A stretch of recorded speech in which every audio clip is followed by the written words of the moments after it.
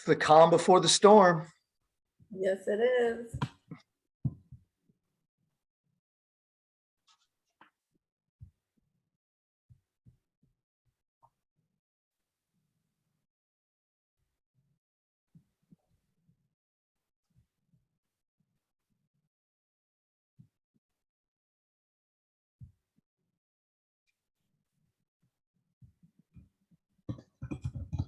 Well, good afternoon, everyone, and welcome to today's webinar entitled Tools for Coping Thursday, How to Cope and Manage On-Site Challenges.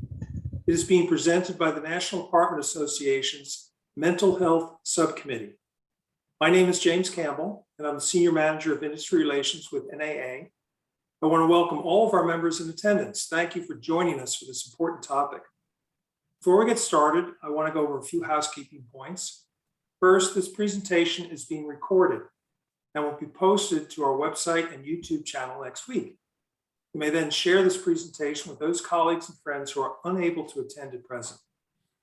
Second, we have a flexible format today in which we are going to invite your questions and chat statements in the Q&A and chat boxes on your screen all throughout the presentation. So our presenters are going to be monitoring the chat and Q&A boxes and will respond in real time. But even so, we'll still leave some time at the very end for any questions and answers that haven't been covered. So again, please feel free at any point to type your questions in either the Q&A or the chat boxes on your screen, and we'll be sure to share them with our presenters.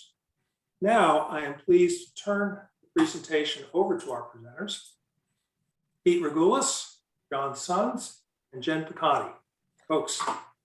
All right, James, thank you. Thank you. We are excited to be here. We had a little warm-up session and we're really pumped to share this information. We have a number of people joining the webinar, so this is great. We'll start with some brief introductions. My name's Pete Regules. I'm the VP of Sales at CORT Business Services. I'm a speaker, longtime speaker on the Apartment All-Star Tour, NAA and FAA Hall of Famer, by the way, just want to throw that in. Why am I here? I am really passionate about this topic, and John has really got me turned on to sharing that passion with the rest of the industry. All these marketing ideas that I talk about really don't work if you're struggling, if you have these issues and built up anxieties, and for me, I can't. I'm going to be listening in as well. I'm going to be the moderator today. I'm looking forward to what John and Jen have to say.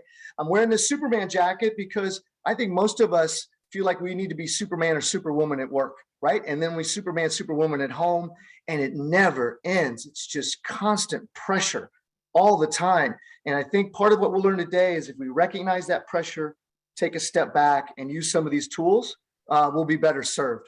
So, ladies and gentlemen, Jen, talk to us. Introduce yourself, please. I am so excited to be here. Thanks, Pete. I'm Jen Picotti. I'm the Chief Learning Officer with Swift Bunny. And I have become more and more passionate. As Pete said, John has really, this is a topic we were interested in before, but his passion and his mission to provide resources to this industry, help people find the support and the strength that they need. I've become just more and more passionate about wanting to share this topic as well. And we've had such the honor of being able to partner with NAA and conduct a mental and emotional wellness survey last fall. We just completed a follow-up survey just within the last month. And so we've got so much great and rich information to be able to get an understanding of where are we? How are we doing? And so this is really enabling NAA to be able to produce the resources and the support needed in our industry that we have not had access to before. So I'm excited to be here and be able to talk about some of the things that we can be doing, that you can be doing to help you cope through a really challenging time, whether it has to do with COVID or whether it's just the day-to-day trying to be that superhero that Pete was talking about. So thanks for having me here. And I'm excited to dive into this topic. Hey, John, we're going to give you two parts. One, we want that great introduction, but also this is part of Mental Health Awareness Week, right? How's the week been going? I know you've been leading all these calls. You're a rock star this week. Oh my gosh. So you want the intro first or do you want the week? I'm going to know who you are. Let's do intro first, buddy. All right. Intro first. So, you can see on the screen there, I'm the Director of Training and Marketing Strategies for Burlington Capital Properties. I've been with them for over 20 years, and I have different roles throughout the National Apartment Association and local associations and affiliates. But really the most important role that I want to share today is I'm a mental health patient, and I'm not afraid to share that. And one of the proudest titles that I have is chair of the first ever NAA mental health subcommittee 2 years in a row. The NAA has been around over 75 years. I've been in the business 35 years, and it's no secret that this industry has been a stressful industry from inception, right? So I'm super excited that we're able to focus on that, and we have done so all week. Like you said, Pete, this is the fourth of our webinar series, our first ever Mental Health Awareness Week that NAA has hosted. We've done so in partnership with the National Council for Mental Wellbeing. We had a webinar on Monday that focused on our maintenance teams. It was just so important to make sure that our maintenance team members were focused on first and foremost, because they go through so much, and sometimes they appear to be the forgotten part of our teams. But that said, throughout the whole week, we wanted to incorporate the mental health of not only our maintenance team members, our on-site management team members, but also our supplier partners. So they've been part of the focus for the entire week. On Tuesday, we talked about trauma, the different traumas that we face and how we deal with those, and the mental aspect that's involved and correlates with traumas that we have to deal with. And yesterday was about burnout. And we opened that session yesterday by asking, what type of burnout are you feeling? And I have to tell you, there was no singular answer. Some of the answers were no surprise, but we really got a feeling for what's going on out there at our communities and in our industry. And like I said, our supplier partners were part of that. So today we're going to make it fun. Pete's in his superhero outfit. I'm in my tropical shirt because that's where I get some of my comfort, just thinking I'm out on a tropical island or out by the pool. So that's why I'm a little comfortable today. And I'm excited that you both decided to be and agreed to be part of this final wrap up for Mental Health Awareness Week. So thank you both. Well, great. Let's get started. You can find those recordings, right? Coming up on all the different channels at NAA, but let's jump into it. So the first topic, guys, prioritizing mental health at the same level or higher than physical health, true mental wellness. Can we just dig into that topic? Jen, I want you to go first. Let's just talk about it. Yeah, I think that this is an exciting time in history where we can start talking about mental health and not instantly just be like, whispering, about, we can say the words out loud. And I think it's important that we do look at it the same way that we're looking at our physical health. We go to the doctor to get a checkup, get our hearts checked, get our blood pressure taken. We need to really be looking at our mental wellness as well, because, I mentioned that study that we did with NAA this last fall, and we've just done the follow-up study. Based on the fall results, we had 41% of employees that reported, and this is just in our industry, that reported that their mental and emotional health has interfered with their personal lives over the past 12 months. 29%, almost 1/3, said that it's impacted the productivity at work. So these are pretty significant numbers. And in addition to that, think about all the stuff that we've gone through with COVID and just life, just trying to do it all, trying to be that superhero. 39%, nearly 40% of multifamily employees have taken a day or more off due to not feeling emotionally well. That's pretty significant. And I know this was a number that really stood out to you, John. Yeah, and it wasn't there another 40% that said they had to take time off for the mental health or mental well-being for a family member or a friend? Yeah. Yeah, I mean, so it's impacting everybody, whether it's us at work or our families at home. I wrote up behind me here, be healthy. And you talked about it, Jen. I've been to 2 doctor's appointments this week. One was just this morning to get my blood drawn. I'm trying to get my cholesterol under control. I'm starting a new exercise program, so forth and so on. And I find that when I do that, not only am I physically more healthy, but it helps me mentally. And yeah, and my other appointment this week was with my mental health provider. And she said, well, once you start that exercise program, you know what's going to happen. That should be your motivation. And yeah, it's going to make me feel better. That's my stress relief. So physical health and mental health do go hand in hand. Jen, you brought it up earlier. Why is it if I told you guys, hey, as soon as this is over, I'm going to go to the gym and I'm pretty fired up about it. And I got a couple workout routines and one of my buddies is going and that's great.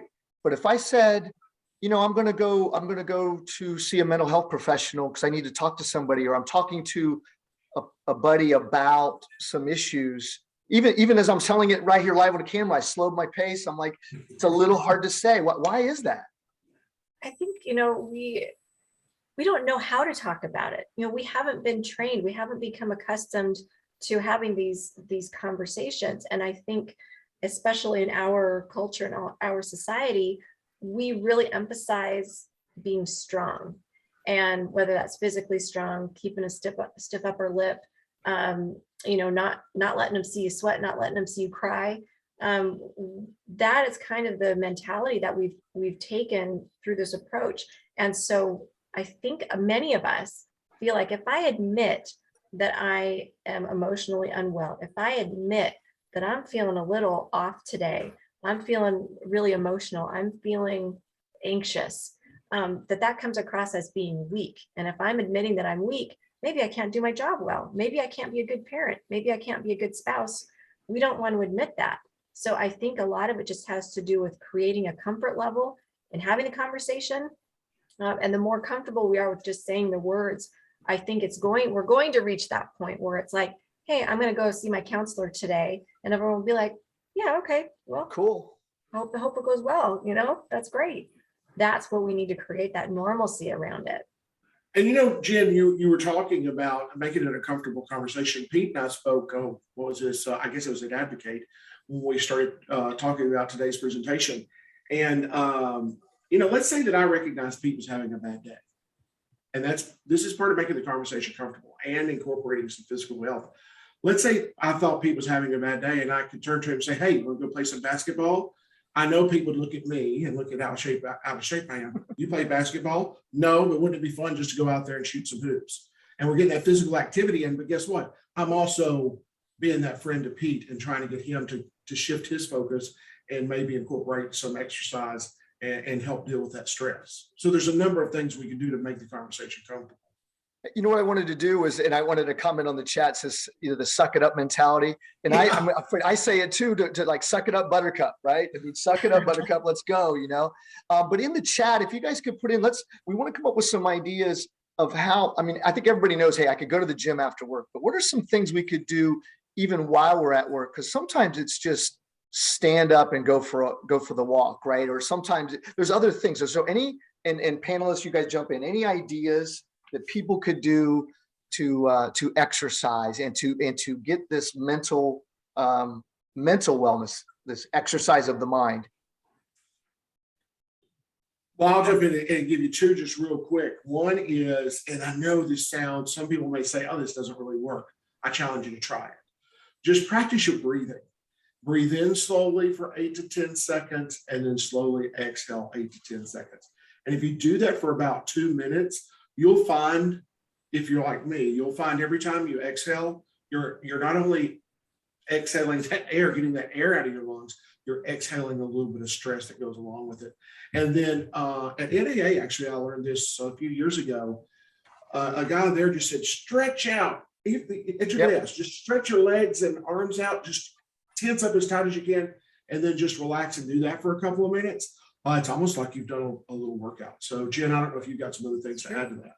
Yeah, those things are great. And, you know, I've found that when I get to work remote most of the time, and I've been very fortunate that way. But when I am with my colleagues, having a quick meeting, if we need to discuss something, get a plan for something, sometimes it's nice to just do the walk and talk instead of sitting down, sitting across the desk, but just like getting that blood moving and getting out and about. And I love these ideas that are these are great. Through. Aren't these awesome? Oh my God, these are just, I'm looking at these. If y'all see me if I look like I'm preoccupied, I am looking at all these great comments in the chat. Picking up trash around the property, sprucing to help up the groundskeeper. to help the groundskeeper. So not only are you doing some exercise, you're doing something for somebody, which we're going to talk about here a little later. I love that. Actually Hey, taking a lunch break. Yes. Yeah. Yes. Can we, no, Yes. seriously, can we take a moment and gosh darn it, Americans, take your lunch break. You know what? Take your vacation, take your lunch break. You know, it's amazing. And I haven't had a lunch break in decades, right? You just work through it. You know, it's crazy. What I liked about all these things, they were small, and I think you have to find what works for you. So works for me is stand up and go outside for a minute. Take that phone call literally outside. And you know, and the other thing is get off the camera when you can, right? If I'm in internal with my own people, I go, guys, shut down the camera. I know you, I love you, I love your background, whatever. Because that's a lot of extra pressure on your mental well-being to be constantly focused on what you look like and on camera. So these are great. These are great. You got find your thing. I mean, that's our first takeaway. Everybody do something later today to get a little bit of, we call it exercise, mental exercise. Take a break. Do something different today. Does that work for you guys, John, Jen? Is that going to work? I like it. I like Works it. great for me. I know you're getting ready to talk about take time for yourself. So I think this is a pretty good segue. See this right here? Turn it off. Yes. Yes. And as I say that, I'm getting a spam risk call. What stresses you out more than a spam call? It's probably about my car warranty that I never had. But turn your phone off. You got to have some downtime with the phone off. All right, now you're just you're telling jokes. Turn off the phone. Seriously, that's not good. No, you're right. You're right. It works. And stop. You know what? Go out and buy an alarm clock and not use your phone as your alarm clock as your excuse to look at it right as you're in bed. They say that's the worst thing you can do. That light on the screen, and then when you wake up in the morning, you look right at it. People, hello, stop doing that. Hey, all right, let's switch gears. Can we keep this thing rolling? Yeah, you teed it up well, John. It's making time for yourself. And with that, take time for others. So let's talk a little bit about that. John, I know you're writing, but talk to me a little bit about your thoughts there. Oh my gosh, you know, there's just so many things that you can do to take time for yourself. Like I said, turn the cell phone off. But something that me and my partner have really started doing, we stopped doing this, we started doing it again. This may sound crazy, but we love to find music. I'm turning because my TV's over here. We love to find these calming YouTube channels. They can be YouTube channels of naturescapes where you just hear Mother Nature, a brook with the birds and whatnot. Some of them are tropical scenes. And what we've done in conjunction with that is, and I just pulled one out for an example, is Island Waters is one of my favorite candles, the scent. And so when we put on that tropical background scenery on the TV and the music, and we light this candle, it really takes us, it's an escape for us, right? So that's us. That's not just me taking time for myself, but that's me taking time for my family, my partner, and our pup Ari, who's laying down here next to me snoring. If you're snoring here in the background, that's her. But it's taking that time, taking those walks, going on those picnics, just making sure that you have the downtime. And when you take the time for yourself and for others, this isn't part of it. How many times do you go to a restaurant and see the whole family on their phone? Oh God, yeah, a lot. That is the worst. Yeah. So, and I was just reading a book recently that talked about, trying to disconnect from the phone a little bit. And they said one of the biggest conversation killers is even having the presence of your phone on the table.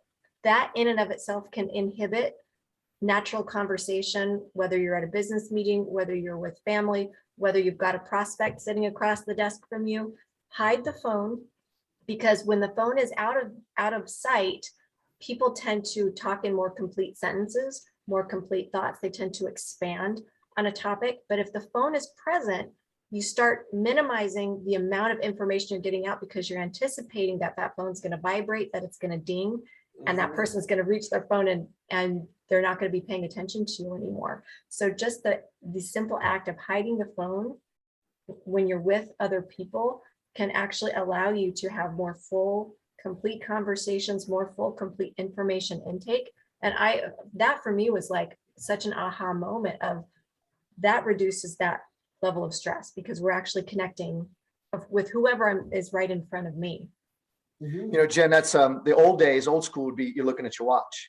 You know, if you're having a conversation, they look at your watch and you're like, oh my God, the phone out is the same thing. It's just constant.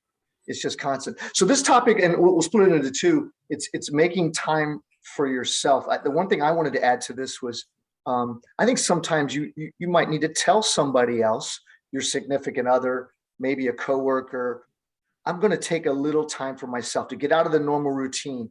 You know, if I'm going to take that break, I might tell my people, I'm going to be out 10 to 11, guys.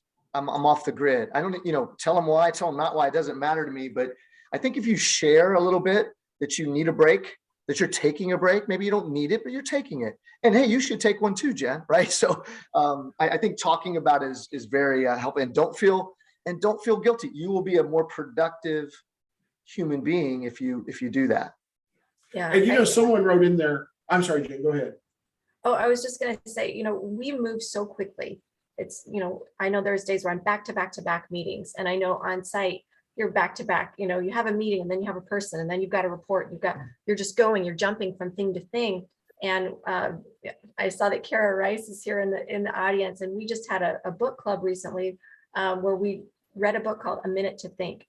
And the author talks about having a wedge of time so that just taking 30 seconds, even that for yourself, to stop and think about what is this next conversation I'm going into? What do I want to get out of it? What is this next meeting I'm logging into? What's the topic that we're talking about? Giving yourself that minute to just pause, take a breath, think about what is it that I'm going into next, actually allows your body to kind of reset for a minute. That stress goes down a little bit. I feel a little more competent of what I'm going to be doing instead of, you know, when you rush into a meeting, you're like, what are we talking about? Who called the meeting? I called the meeting. What am I talking about? Just giving yourself a minute, literally 30 seconds to just be like, okay, this is what we're talking about today. This is what I want to get out of the meeting. I invited this person and this person. Okay, and go. And that just sets a calmer tone for everybody, a calmer tone for myself. And that way you have the tools to get the most out of each moment instead of just the frantic, because we've all been there. I mean, we're there every day, frantic, whatever's going to be coming next. I think it's really important that book, A Minute to Think, it's by Juliet Funt. I'll put it in the chat so everyone can see it, but it just gives you that second to ground yourself for just a moment. I'm sorry, John, you were going to say something. Well, no, I was going to say two things, just real quick. One, someone put in there that we barely have time for bathroom breaks. Well, we need to fix that. Seriously, we need to fix that. We need to take time for ourselves and make sure other people are taking time for themselves. And if I could, if y'all indulge me just real quick, I want to abbreviate a story that I want to tell you. Years ago, I think it was 2004, the last department community I actually managed was down in West Palm Beach, Florida. We got hit by hurricanes Francis, Jean, and Wilma.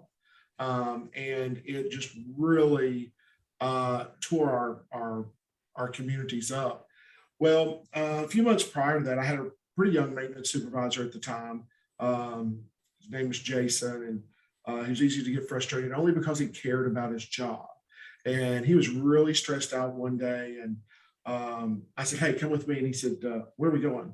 I said, we're going to go take a walk. And we were set out on the lake. The property I managed was Clear Lake Colony, set on the lake overlooking downtown West Palm Beach, a beautiful scene. And he goes, I don't have time to go with you right now. And I said, you don't have time to not go with me.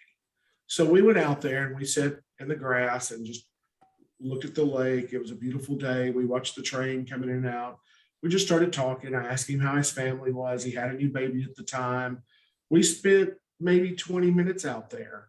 And we stood up and he said, wow, I needed that. I said, I know you did. That's why I asked you to come out here with me. And he gave me a hug. So then came the hurricanes, and just really the first one, Hurricane Francis, did a number on our property. And we had debris everywhere, roofs blown off, windows blown out.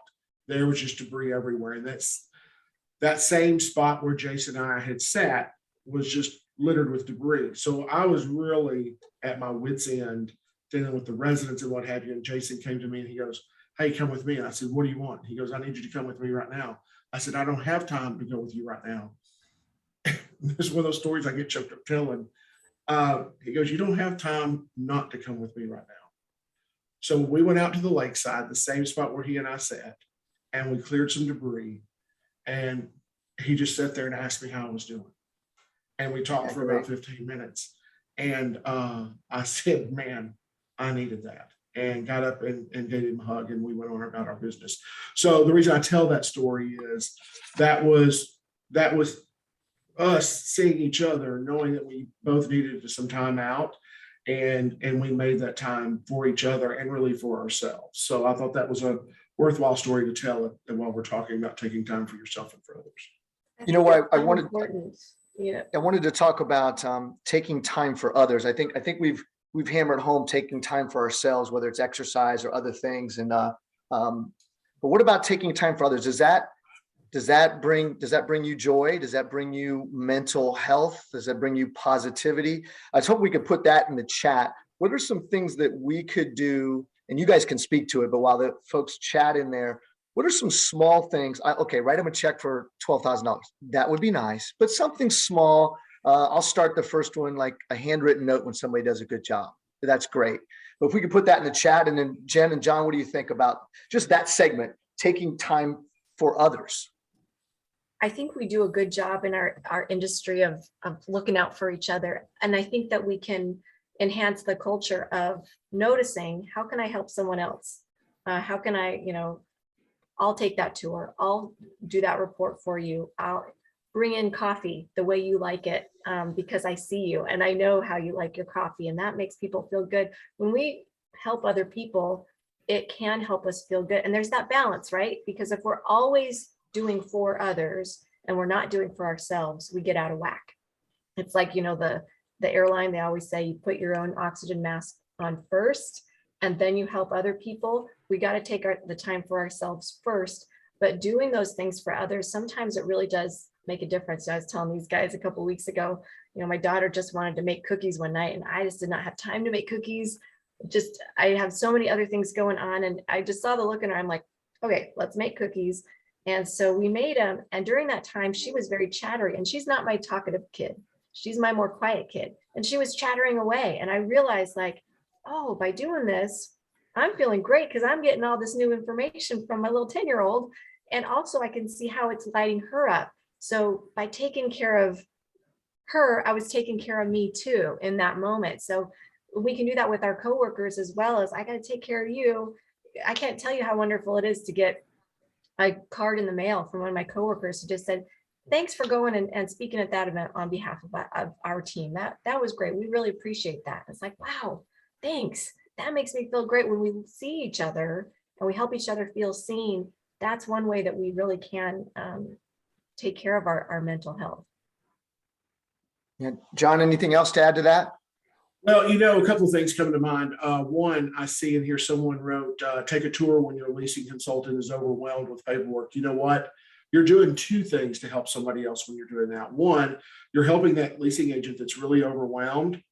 But at the end of the day, one of the great things about what we do in our industry is we help someone find a home. And really, what's more important to someone besides their home? Maybe their religious preference, if they have one, their friends and family.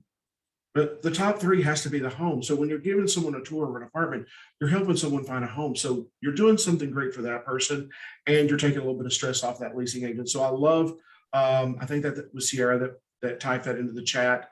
Dead on. I mean, that's a perfect thing you can do. And it was about, it was just before COVID. I went to a community that we had just taken. It just transitioned into our portfolio. And there was a Post-it note on the make ready board. It said, "You're a rock star." And I noticed it, and the maintenance technician was in there at the time. And I said, "Hey, that's cool. Who put that up there?" He goes, "Let me tell you about that." He said, "That note's been up there for over 2 years. One day, the manager just wanted to know how much she appreciated me. And she wrote, 'You're a rock star,' and put it on that Post-it note and hung it right there." And he goes, "I'll leave it there and it's a constant reminder that I'm appreciated. And so there's just simple things that you can do. And when you do those things for people, yeah, you're making them feel good, but inevitably you're going to come away feeling better for what you did for that person. Yeah, that's absolutely true. I think especially for you managers, if you, instead of just always giving work, occasionally you come in and give them a break that's unexpected, however that would mean. You do some of their work, you just let them take that break. That would mean a lot. We talked about making time, and we'll transition to the next topic, but I always talk about this. If we could spend 50% less time on Bookface and Insta pages and all those other social media sites, right? Just think about if you spent 50% less time, you'll still see the stuff. It'll still be fine. But take that time and maybe help somebody else, or go exercise, or go sleep, go drink water, all these things all these ideas, there's your time right there. Just put down Instaface, whatever. I can't remember the name, but that stuff. Okay. Let's go to topic 3. You guys having fun? Are you having fun? I am. Fun. This is great. Hey, this is great. Even if you're not having fun, this is where you say, yes, I'm enjoying No, myself. I'm just sitting here. I use the words great, awesome, fantastic, incredible all the time, and they just all come to mind. So I'm trying to pick out the right word. More importantly, I'm waiting to see what people out there are saying. Yeah. And we're getting some yeses come into the chat. So I was waiting to see how those folks out there were feeling. Hopefully this is helping them some. Sure. And Nick, you're right. It costs nothing to say great job. And if you can write it on a handwritten note, that's even better. Sometimes if you write that note and then you share it with their boss, that's even better, right? So there's some things that take some time to do. So let's go to topic 3, guys. We're moving through this. Understanding you're not alone and sharing the positivity. We've touched on some of this, but let's dive into this one. Jim, we'll start with you. I think it is so critical for people to know that it's not just you. It's not just you. If you're feeling overwhelmed, if you're feeling anxious, if you're feeling frustrated, if you're feeling inexplicably angry every day because of you're overwhelmed, you're not alone. And in fact, the study from this fall showed us that only 50% of employees agree that they feel emotionally well right now. Only 50%. Like if they had to say today, how do I feel today? Do I feel emotionally well? Only half said, yes, I do. But an additional 30% said, I'm not sure. So it's pretty amazing that we have so many people who are just like, either I'm not feeling well today, or I don't know how I'm feeling. You are not alone. We're all just trying to figure it out and get through the day. And we're, especially on site, we are hit with so many different things going on, so many different situations. There, like we always like to say in our industry, no 2 days are alike. You're constantly dealing with stuff. But what I am seeing is that we have a little bit of a light at the end of the tunnel. One of the trends that we're seeing with on-site managers in particular is that they are starting to feel more optimistic. They're starting to feel like, okay, this is more familiar ground. We know how to do business this way now that the COVID restrictions and things are fading into the distance. But one thing that we want to keep an eye on, because we talk a lot about on site, is our corporate support teams and our regional managers. They are reaching peak burnout right now. And so I know that we always think about, how do I take care of the people that are reporting to me? But one thing that you might want to think about is managing up and saying, okay, who's my boss? Have I said thank you to them lately? Have I shown appreciation? Have I tried to take a little bit of burden off their plate today? Those are some things that we can be thinking about as well, because we are not alone. No matter what your role is in the organization, you got a lot of stuff going on. And it's good to know that you can say this out loud, because I guarantee 100% everyone around you is going to relate in some way of like, yeah, I'm feeling a little stressed out, a little burnt out too. And it's okay to talk about that. Yeah, I wanted to add before you jump in, but everybody always says, customers always right, customers first. To me, your coworkers, our employees are right. They're first, right? Let's take care of your employees, take care of your coworkers, take care of yourself. Then I know my message as a leader at my company will get across to my customers. Great customer service. And I know we want to talk about this question about, how do you talk about how maintenance can deal with stressful issues? And that's tougher for those guys. they're in a hot environment. They're working hard. They're trying to fix something that maybe they don't have the part, not their fault, right? Maybe they haven't had the training, or sometimes they're just the ones catching the brunt of it. I think residents are more likely to scream at a maintenance tech than they might be at a resident manager. So if we could speak to that somewhere in this conversation, that'd be great. Yeah, let me add something to that. And I'm going to go back to our Maintenance Monday when we kicked off this week for Mental Health Awareness Week. I do have some other things to share with you that I want to get to, but let's talk about those maintenance teams. One of the things that I took from that presentation on Monday that really kind of resonated with me was oftentimes our maintenance teams feel like they're being checked up on. Instead of checking up on our maintenance teams, why don't we check in with our maintenance teams? Wow. Hey, is that finished yet? Do you have that done yet? Is that apartment ready? Do you have the service request? Instead, why don't we ask that question, how are things going? How are you feeling? Do you need my help? Are we accomplishing what we need to accomplish? Do you feel good about that? Check in with them instead of checking up on them. I think that opens up that conversation and makes that conversation easier, because guess what? That maintenance team's then going to trust you and feel like they can come to you and talk to you about things if you're checking in with them instead of checking up on them. I don't know, Jen, Pete, does that make sense? It does. And it is so in line with what we're seeing in employee surveys. And one of the challenges that maintenance teams bring up pretty regularly is how they are spoken to by their team members, and just wanting basic respect of like, please don't talk to me like I'm a child. Please don't talk to me like I'm some rogue teenager. I'm a Jen, you're talking about coworkers though, not residents, yeah. not random people on social media. You're talking about coworkers. Wow. About coworkers, yeah. And just having that respect of, and it's exactly what you're saying, John. Don't check up on me, check in with me. We are partners here. We are co-workers. And I think it's a subtle shift, but it makes all the difference in the world. Everyone likes to be spoken to as though I'm a respected individual and not just someone to go and get things done, an order taker. So I think sometimes we don't even realize we're doing it. We're just trying to get through our day and check our own tone of voice. How are we addressing each other? We get so familiar that sometimes it's easy to let the niceties kind of drift away. But these are the people we should actually pay most attention to, how we speak with each other. I think it makes just a huge difference. And hang on, John. I'm not a numbers guy, but I got a stat, right? So I'm at a conference, and this is just from one management company, but they said 75% of their comments on social media were maintenance related, right? And so you got to focus on that and nurture those individuals, because that's a big part of what we do. Got off track. It's my one stat of the day. I love it. I love that.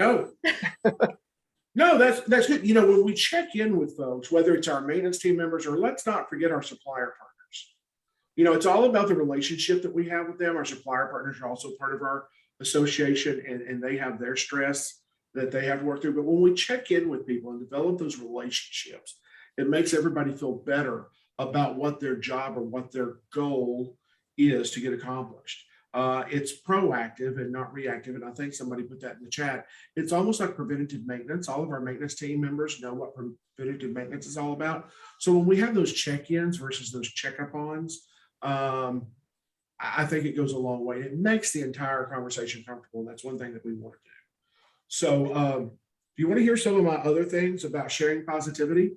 Yeah, of course. I want to hear. Okay, so let's go. So they're kind of picking on me for bringing some props. Now listen, if y'all have not paid attention to anything we've said today, I want y'all to pay attention to a couple of things I'm going to bring up.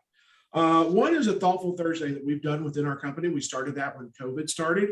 It was a Zoom meeting. Boy, we all have learned how to work with Zoom, right? I'm just waiting for that first company and organization to have a Zoom attire party to see how people are dressed below the screen, pajama bottoms, shorts, tops, all that. I'm in jeans and shoes right now, if you must know. But Thoughtful Thursday, we brought our whole company together, everybody. And every employee from C-suite to groundskeeper, everybody in between, everybody was invited to this. And we just sat down and had conversations. There was no agenda, but the CEO of the company, when I invited her to the first one, I said, Lisa, this is what we're doing. There's no real agenda. And she said, you don't have to have an agenda to have a purpose. And everybody has loved our Thoughtful Thursdays. And we've now transitioned them to Thinking Thursdays to where they're more thought provoking. So that's something that you can do within your organization, no matter on what level. But some of you on here know that my father passed away recently, and I've been working through that. And talk about sharing positivity. I think a couple of the folks are on here today, and I didn't know they were going to be on here, but I'm not going to call them out by name. But I came home the other day and I had a box, just a box, right? Here's my prop. And notice it says spoonful of comfort. Can y'all see that? Yeah, we can see it. Jen or Pete, if y'all don't mind, if you'll write in the chat box, spoonfulofcomfort.com. I opened the box. I'm going to open it right now. And there's all kinds of cards. There's a little pamphlet in here that tells me how to take care of grief with all these motivational sayings in them. There's a card in here. People will forget what you said. People will forget what you did, but people will never forget how you made them feel. Wow. Yeah, I've heard that before. I love it. And so inside the box, I opened the box. There's a silver ladle. Whoa. I have used that, but I put this back together so hopefully y'all. I don't know how I managed. It's And huge. I wasn't expecting an unboxing today. This is awesome. Well, a little bit, but these boxes are empty because I've already eaten what's in it. Inside this was 2 large containers of soup. Oh, And that's then great. underneath the ladle were home-baked rolls and cookies. Wow. Now, can I tell you? No, I can't tell you. I can't express to you how that made me feel. Talk about sharing positivity. It warmed my soul. It made me realize I wasn't going through this by myself. I had people out there that cared, and it made me feel good. It was just, so I went to the website, and there's all kinds of gifts that you can send to people. And this is something that I will never forget. And guess what? I'm sharing the positivity that was given to me. I'm sharing it with you today, so you can share it with others. And I had a phone conversation with one of the individuals that sent it to me, and she said she was sent one by her doctor when she was really sick. And she said every time she uses this ladle, and it's a nice ladle, that she thinks about someone caring enough for her to do that for her. So I will have the same thought when I use this. So I hope y'all wrote that down, spoonfulofcomfort.com. And then one other thing that I want to share with you about sharing positivity. One of my dear friends who's no longer with us, Mindy Williams, started Rent and Retain magazine. I think you're all aware of Rent and Retain. If you're not, you should be. You can email them at Pete's got one. So I'm going to ask either Pete or Jen to type this in. info@rentandretain.com. There's so many great things in here, but what they have, Pete's showing you calendars of such fun things to do. And I think today is actually not just Cinco de Mayo, but it's National Laughter Day. This is Be Kind to Animals Month. There's just all kinds of great fun things in here that you can pick some of these fun dates and create something fun for your residents, create something fun for your team, create something fun and appreciation based on one of these days for your supplier partners. Or you know what? Pick a fun date and plan that date with your family. Have a fun family date. So info@rentandretain.com. This is my little Bible, so to speak, in all things property management, because it just has a lot of fun stuff in there. So thanks for indulging me. Those were I was just busting at the seams to share those resources with you. I feel like I'm on QVC. We're selling stuff. Let's go. Let's go. Hey, you know what? We didn't play in this, guys, but I wanted, if everybody out there would actually take out your phone, text somebody a thank you that you're thankful for. It could be your mom, could be a parent, could be your kids, it could be a coworker. Let's just take a minute while we transition to the next thing. Everybody just text somebody. If we get hundreds of people to do that, we're sharing a little positivity around it. It's got to be real. Don't make it up. Somebody text John, because they're saying they love you, John. So I don't know if you can see the chats, but that's awesome. You'll see that. Great idea, Pete. Yeah, so let's chat away. August 26th is Doggy Day. So for those dog parents, think about that one, right? So, all right. We're going to transition to our last topic, and this has always been the challenging one for us to talk about, because this is where it gets a little real. We need to recognize it's okay to not be okay, right? And Jen, lead us off here in this really important last 14 minutes of our presentation today. This is the tough one. This is a lesson that I've had to work really hard on learning and relearning. And especially as a mom, learning to ask for help. I think that's one of the hardest things for many of us to do. We want to be self-sufficient. We want to show that we can do it, that we're competent. And we don't want to show weakness, but sometimes we just need help because we can't do it all. And so it's okay to tell someone, I'm not doing so great, or man, I'm overwhelmed. Could I ask you to meet with this vendor today? Could I ask you to do this client meeting for me today? Could I reschedule this meeting to later on in the week, because today my hands are so full. I don't know if I could bring my best self to our conversation. And so knowing that you can ask for help, and by asking for help, it does a couple of things. It relieves a little bit of that pressure valve for yourself, but it also demonstrates to whoever you've asked for help, now you can ask for help from me. And this is something that I've done on a personal note. In my neighborhood, I discovered a few years ago that there are literally dozens of women in my surrounding neighborhood who work from home. And so I was like, oh my gosh, we're all just sitting side by side in our houses, all doing our separate things, when and I know you're all moms, we should be getting together or something. So on a monthly basis, we have a lunch. We just walk over. There's a club just down the street. We can all walk over together. Whoever needs it, whoever wants to. We have lunch together and we talk about what's been going on. We talk about things that are happening with the kids. We talk about things that are happening at work. And it's a way for us to learn from each other, but also to say, hey, has anyone dealt with this situation? Do you have a solution? Does anyone have a referral for this kind of thing? Or when someone's got their hand full, can you watch my kids for 5 minutes while I run to the post office? And now we've built this network over time. It's taken time, but we've learned to be able to ask for help from each other. And I think within an office setting, we have to learn to ask for help and create the permission for other people to ask us for help. And you know what? Your company often has a way to ask for help through their employee assistance programs. Most companies have those. So if you are maxed out and you've reached the point where you literally do need more help than just, going for a walk or asking a coworker for some assistance, use that employee assistance program.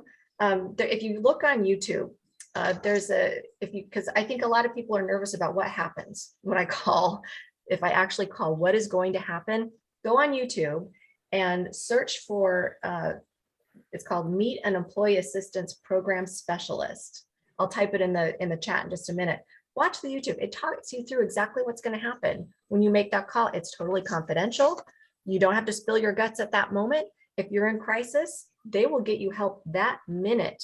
If it's something where it's like, I know I'm building up to needing some help, they talk you through how to do that. They connect you with the appropriate resources. Use it though. Use the program. That's what it's there for. No one's going to judge you. No one's going to know about it. It's truly there to help you. So I really want to encourage people to use those resources. If you're feeling at your breaking point, there are things there that can help you. And I encourage you to try them out, because people do care. They want you to be okay. And we've all reached that point where we're like, oh my gosh, I'm at my breaking point. What do I do? Use those resources that are available to you. And Hey, John, before you jump in, I was just thinking about when I'm on MySpace. I'm not MySpace anymore. Bookface, that's what it is. But How old are you? Yeah, I know, right? Everything is the most positive thing in the world, and I'm struggling and having a really bad day, week, month, year, whatever it is, right? And we're all suffering with some of these things. But then I go on social media and everybody's happier than I am. Everybody's kids are better than my kids. Everybody's sports team won. You know what I mean? It's just after a while, it's repeated and it's constant. It's day after day. It's day after day. And then you start feeling bad about yourself. And that's why I think just recognize that the real world is not book face. It's not real. It's not the way everybody that you see is just having the best time of their lives. You know, they got the toilets backed up too at home. So I'm sorry, John. I just wanted to get that out, but before we get back to your story. Yeah. No, that's right. And you know what? I've seen a couple of questions pop up in the chat that I certainly want to make sure that we get to, and I'll try to relate that to the story that I'm about to tell you. If you noticed in our introductions, I was not afraid to tell you that I'm a mental health patient. Why should I be ashamed of that? And I have found strength through admitting that, because now it enables me to help other people. And I'm going to take you through a just brief journey of when I realized things were really going south for me. I was doing just some weird stuff. I was taking the liquid laundry detergent and pouring it into my hand instead of the cup that was in my hand. I was putting food on top of the microwave splatter guard. Instead of putting the splatter guard on top of my plate, I was putting my plate on top of that. I was putting dirty dishes in the dishwasher. I was driving down streets that I had no reason to be driving down at that point. I was snapping at my family and friends and coworkers, and I was recognizing that without them even having to tell me. Some did, which was great. I'm glad they did. And I knew something was going on. And I had been to see a mental health professional on and off over the years, but I really felt like something was wrong. And they did a neuropsychological exam on me. It was a 5-hour exam. I'm not going to take you through that journey because it would literally take me 5 hours. But they came back and they said, you know what? You've had a lot going on. They listened to what was going on in my life at that moment. My stepbrother had fallen off a roof, and we had to take him off of life support. I had lost one of my fur babies. My pets which was like my child to me. I had gotten married to my partner of, at the time, 21 years at the time, which that was an emotional high. And then 3 or 4 days later, my mother, who I had a tenuous relationship with, passed away unexpectedly. So then I crashed and burned. And then I had the stress at work. We were working with a very challenging owner that we had third-party management to just really putting us through the mill. And I realized I wasn't processing all those things. My mental health provider helped me realize there were triggers to my emotions, my anxiety, and my depression.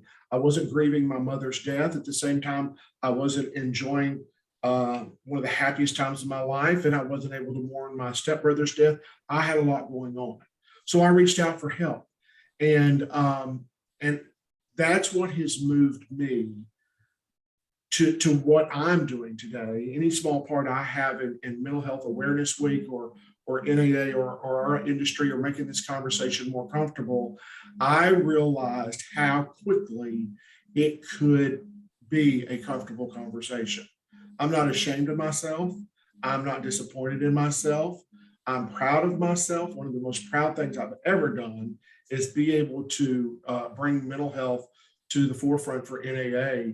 And every time I have a conversation like this in front of a group of people, I don't care if it's a room full of 15, a room full of 200, or the room we've got today, somebody somewhere reaches out to me and thanks me for having that conversation. I know people want to have it.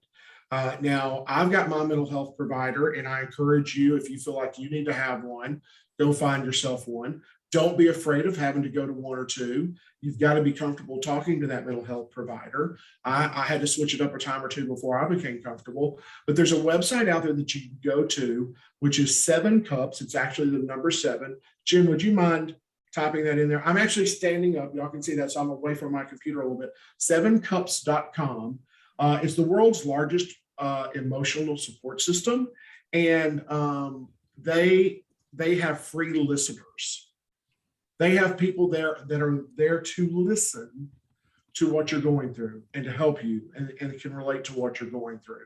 So 7cups.com. I made that through that story without having an emotional moment. So I'm kind of proud Yeah. of myself. Maybe I'm growing just a little bit. I warned Jen and Pete I might do that. And I wanted to go back here, Pete, if I could, Sure. real quick. There was someone had typed something. What do you do if you have that irrational fear that everyone is talking about you? Here's what I'm going to tell you. It may sound a little brutal. Get over it, because it's not about them. It's about you taking care of you. And if you take care of you, when you get through the other side of that, and this may be where I'm a little emotional, when you get on the other side of that, you're going to come out a stronger person. And that person that may have been talking about you in a negative manner is going to have more respect for you because you found that you needed that help and you went to get it. So you pursued that assistance. So don't be afraid of what others are saying about you. And someone else has typed in a message somewhere about sympathy, asking for sympathy. There's a difference between sympathy and empathy. Empathy is understanding what someone else is going through. I've never asked for anybody's sympathy, but I do expect us all to be able to be empathetic to each other. And that's really how we're there for each other at the end of the day. So I just wanted to address those two things there. Pete, I know we're getting close on time, so I'm gonna throw it back to you. No, gosh, it's an amazing story. When you first told that to me, it really hit home because I had no idea, right? I've known you for a long time. I just had no idea. And every time we talk, it's all great. It's all great. And it just reminded me that we all have different struggles. I'm the guy who wears the funny jacket and nicknames Doctor of Fun. And occasionally I'm having an off day. Well, maybe even more than occasionally, right? I got the same amount of stress as everybody else does. So I'm glad you shared that. I know, it must be difficult to share it each time, but maybe it isn't anymore, right? Because like you said, It's not anymore. It, it's not anymore because it's Yeah. resonating with people. It's making that we're here today because I've shared that story more than once. Yeah, no, that's great. It's making a difference. That's great. Well, guys, we're down to about 3 minutes left. I know, Jim, you were going to put up a couple slides and we have a Q&A time. If there's anything we haven't covered in these last few minutes, if you put it in the chat, we'd love to have our experts here talk about it. And Jim, if you've got some housekeeping slides you want to show, that'd be great. And one thing I'd like to put out there as James is getting this put together is, there's in our lives, we have to do's and want to do's. And our lives are full of have to do's. I have to do the laundry. I have to run this report. I have to. But remember the things that you like to do and that you want to do, and try and find those moments where you are able to infuse those into your world. And sometimes you don't always have the time. Sometimes we've forgotten what we do like to do. So as we're wrapping up, I would love for all of you to share, what are the things that you enjoy doing? Even if you haven't done it lately, what do you enjoy? Do you like to read? Do you like taking baths? I haven't had a bath in 5 years, but I like taking them. Do you like watching Bridgerton? It's okay. You can admit it. It's all right. Do you like walking through bookstores, or do you like digging in the garden? But put those things and remind yourself what it is that you enjoy doing, so that when you do have those little slivers of time, when you do need to have a break, you've got an idea of, this is what I would like to do with this time. I would like to go dig in my garden for a minute. And sometimes we forget. So I would love for people to share in the chat what it is that you like to do. Even if you haven't been able to do it lately, we need those reminders. We need those ideas. Maybe we don't know what we like to do. So I would love for people to share those ideas. So thanks for letting me throw that out there. Another way of sharing positivity. That's another way of sharing your positivity. I put in the chat, John, a lot of times you become more and more like the 5 people you hang out with. And I know for me, when I got onto the All-Star Tour, I started hanging out with Lisa Drazine and Mindy and Kate Good and Tony Blake and Jackie Ramstead, and I could go on and on. And my game picked up, and I learned, and it was exciting, and it was just different. And then the joke was, if you look around and all your friends are losers, you got to get rid of some of those guys. So it's a little lighthearted, but it's true. If you step up the people you hang out with, then your life will improve. Your conversations will improve. We're getting some great stuff: gardening, riding horses, playing and watching sports. I'm in with that one. Video games. Okay, Bridget. I love it. Got knitting.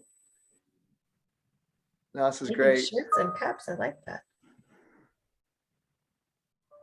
I Sleep. hear the sleep thing. Right. Okay.